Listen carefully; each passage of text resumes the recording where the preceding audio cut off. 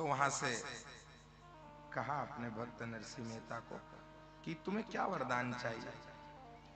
नरसिंह मेहता ने कहा मुझे अब आपसे कुछ नहीं चाहिए, बस मुझे अपने चरणों में रख लो। मुझे चरणों से लगाया, ये कृपा नहीं तो क्या है। हे प्रभु, मुझे आपसे कुछ नहीं चाहिए, मुझे तो आपकी जरूरत है, बस मुझे आप अपने श्री चरणों में स्थान दे दीजिए। भगवान ने कहा, अरे नरसिंह जी, कैसी बात करते हो, मैं तुम्हारे लिए हूं और तुम मेरे लिए हो। बहुत पुरानी बात नहीं है, मात्र 700 साल पुरानी बात है।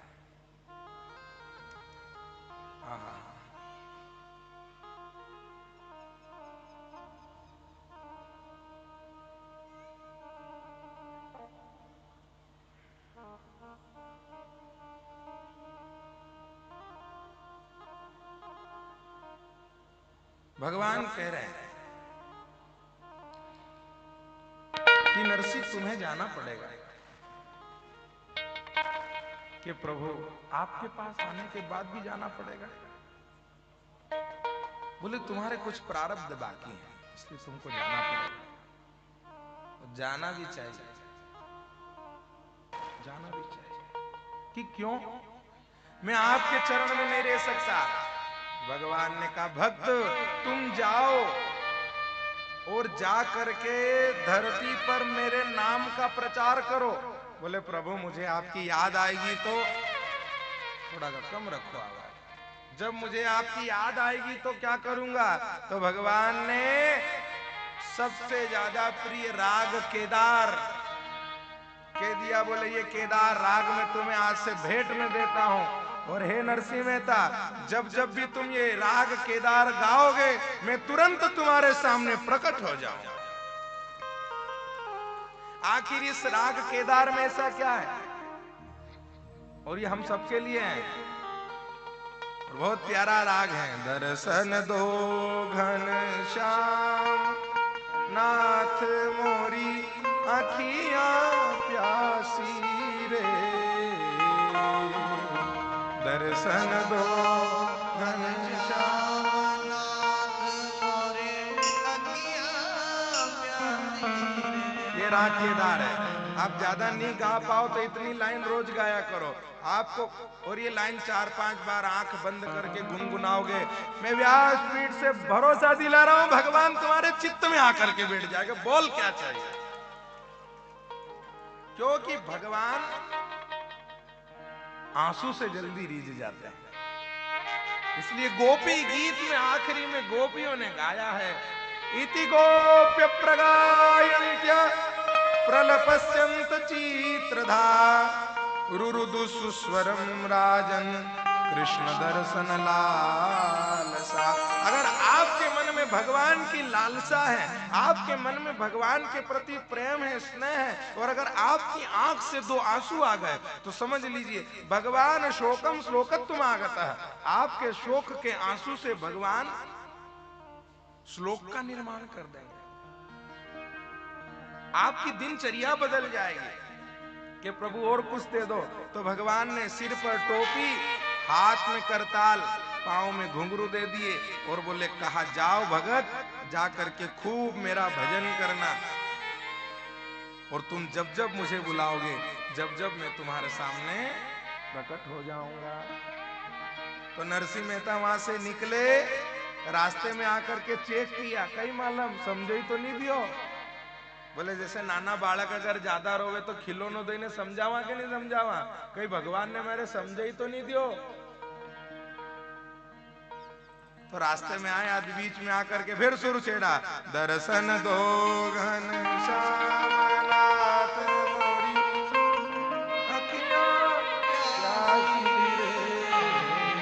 भगवान प्रकट हो गए। बोल भाई क्या हुआ? कहता भैया मैंने बोला था ना, अब जब जब तू गाएगा तब तब मैं प्रणाम करके कहा। बोले गलती हो गई प्रभु, मुझे अभी नहीं गाना चाहिए।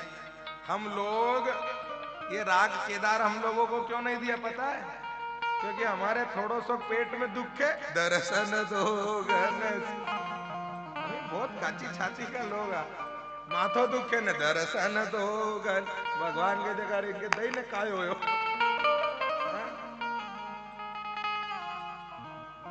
योग्यता देखी जाती है।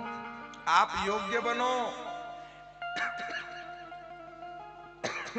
एतत् सुखम तत् प्रेम लक्षणम। प्रेम का लक्षण क्या है? मैं सुखी रहूं, तुम भी सुखी रहो, ये प्रकृति है। मैं सुखी रहूं, तुम भी सुखी रहो, ये प्रकृति है। मैं सुखी हो जाऊं और तुम दुखी हो जाओ, ये विकृति है।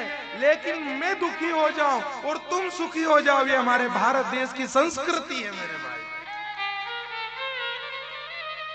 सब दुख मुझ पे आ जाए लेकिन तुम सुखी हो जाओ, यही तो प्रेम है। प्रेम का लक्षण, प्रेम का मतलब ये चाटा पूछी थोड़ी हो है। आजकल प्रेम केवल मोबाइल पे रह गया। कैसा प्रेम?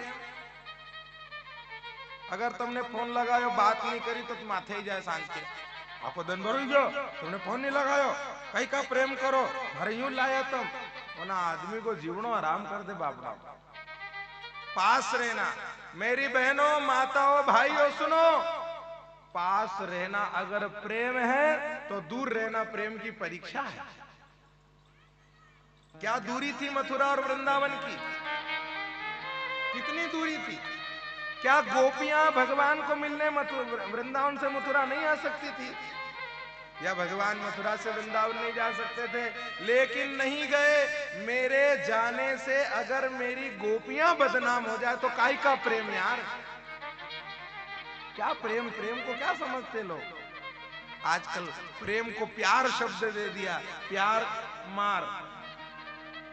और प्रेम तो किया राधा ने कृष्ण से, कृष्ण ने राधा से, गोपियों ने भगवान से, और भगवान ने गोपियों से प्रेम किया। वो प्रेम होना चाहिए निस्वार्थ। प्रेम कर निष्काम बंदे, प्रेम कर निष्काम बंदे, नाम लेकर श्याम का